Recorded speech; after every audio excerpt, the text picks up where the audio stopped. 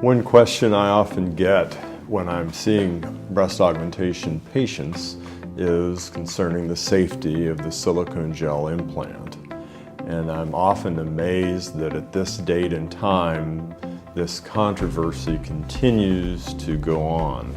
I think this all goes back to the implant moratorium that the FDA issued in 1992 following an investigative journalist piece on the silicone gel implants and the toxicities that were supposedly being seen from the silicone gel implants. This led to a moratorium that lasted for several decades, well, a decade and a half anyways, with the silicone gel implants being taken off the market.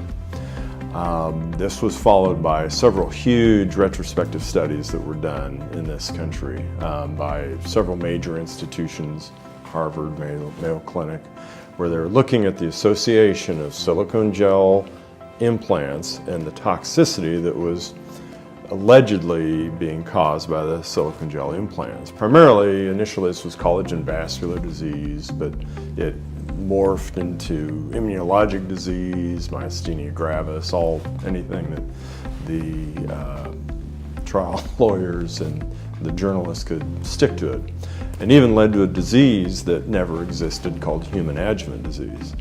Well, towards the end of the 90s, most of these big studies were being finished up, and there was no association with silicone gel implants and all of these alleged toxicities. At the same time, there was a huge class action lawsuit against Dow Corning, who is the main producer of the silicone gel implants before the moratorium.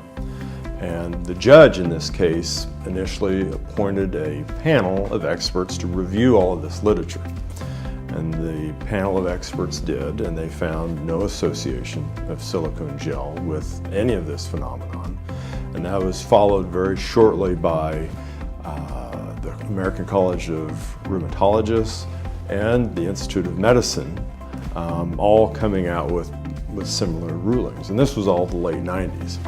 And so the silicone gel implant manufacturers had to reintroduce new data to get the implants back on the market.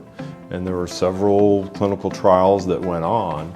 And in the final stages of the trial where the implants were being used, I was even one of the multiple investigators that were part of these trials. And all of this data was finally resubmitted to the FDA. And by now we're getting into the late 1990s, early 2000s. And in the end, in 2011, the FDA did issue a white paper in which they said there is no association of any of these problems, systemic toxicity, with silicone gel implants. And we use silicone gel implants very commonly in the United States now. In fact, that's most of what we use. One of the things I find interesting, this was a purely American phenomenon. This was never seen anywhere else in the world. There was never any implant moratorium in Canada, Europe, Mexico, South America. It was purely an American phenomenon.